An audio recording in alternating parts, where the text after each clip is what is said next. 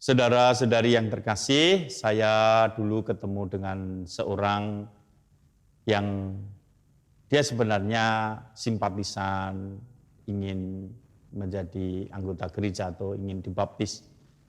Dia mengatakan kepada saya, "Romo, nanti kalau saya mengalami mujizat, saya mau dibaptis." Dan dia cerita bahwa memang dia suka cerita ke saya, dia sudah ketabrak mobil itu 3 kali. Tapi saya tanya, apakah itu bukan mujizat? Bukan itu Romo, kebetulan saja saya selamat. Nah saudara-saudari yang terkasih di dalam Tuhan, hidup kita itu sangat dipengaruhi oleh bagaimana kita memandangnya.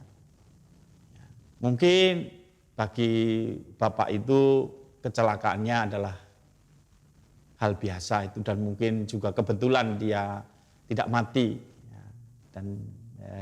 Tetapi tentu berbeda juga ketika beriman, ketika percaya kepada Tuhan, bahwa itu pun juga adalah mujizat. Itu pun juga sebenarnya sudah merupakan sesuatu yang baik terjadi dalam diri kita, bukan karena kita. Dan bersyukur ternyata juga membutuhkan sedikit iman di dalam diri kita dan sedikit kerendahan hati kita. Karena kalau kita tidak percaya bahwa apa yang baik di dalam diri kita bukan dari diri kita, ya kita tidak akan sulit untuk bersyukur. Kalau kita tidak punya kerendahan hati, kita pun juga tidak mengakui bahwa hal yang baik itu pun juga bukan dari diri kita, tentu juga dari yang lain atau Tuhan sendiri. Nah, saudara-saudari yang terkasih, Injil yang kita dengarkan hari ini mau mengajarkan kepada kita betapa pentingnya kita bersyukur. Di dalam Injil digambarkan ada 10 orang kusta datang kepada Yesus, mohon supaya Yesus menyembuhkannya, Yesus mentahirkan dia. Karena orang yang kusta ini adalah orang yang disingkirkan juga karena sakitnya itu, ya, sehingga dia menderita fisik tapi juga menderita batin. Karena itu dia berdoa kepada Yesus, mohon supaya Tuhan kasihanilah kami, ya, agar kami tahir, agar kami sembuh. Dan Yesus meminta mereka untuk menghadap para imam, ya, di Yerusalem atau di Bait Allah untuk menunjukkan bahwa sebenarnya dia sudah sembuh. Dan benar ketika dalam perjalanan 10 orang itu sembuh. Dan hanya 1 orang yang kembali kepada Yesus bersyukur dan mengucap bersyukur kepada Tuhan. Dia bersimpuh atau kemudian datang kepada Tuhan mengucapkan terima kasih atau bersyukur kepadanya. Karena menganggap bahwa dia sungguh kesembuhannya itu berasal dari Tuhan dan dia mau mengungkapkan syukur itu. Dan dikatakan di situ bahwa satu orang yang bersyukur itu adalah seorang Samaria, seorang yang dianggap seperti bukan orang beragama. Nah, dia justru malah bisa bersyukur, datang kepada Tuhan, kembali kepada Tuhan. Dan Yesus pun mempertanyakan, ya, yang 9 mana? Ya, tadi 10 yang disembuhkan, kenapa kok hanya 1 orang saya saja yang datang? Dan sungguh Yesus melihat akan iman dari orang Samaria yang disembuhkan ini, ya, melihat iman dan kerendahan hatinya.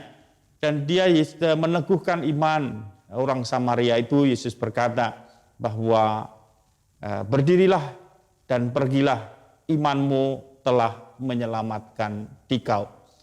Iman Samaria yang kecil yang diungkapkan dengan rasa syukur menambahkan imannya kepada Tuhan. Dan iman itulah yang menjadi lebih penting daripada kesembuhan. Kalau kesembuhan kita dibebaskan dari sakit fisik, tapi dengan iman kita juga memperoleh kesembuhan rohani dan kita memperoleh juga keselamatan dari Tuhan.